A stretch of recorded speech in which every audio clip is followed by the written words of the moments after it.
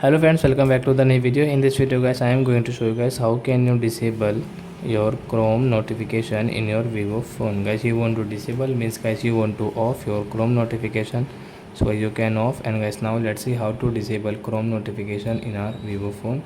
In this video guys, I am going to show you. So before starting video friends, I want to tell you, if you need my channel and you are watching my video first time, so first of all go and subscribe my channel, click the bell icon and like my video. So friend, first of all open your phone setting to disable your Chrome notification. Then guys click on your notifications and guys app setting, click on guys this most recent and guys all apps. So you can see guys this all apps and guys find where is Chrome app. See, so you can see this Chrome and guys you want to disable, so guys press here. So your Chrome notification will disable in your Vivo phone, and guys you cannot see your Chrome notification in your Vivo phone.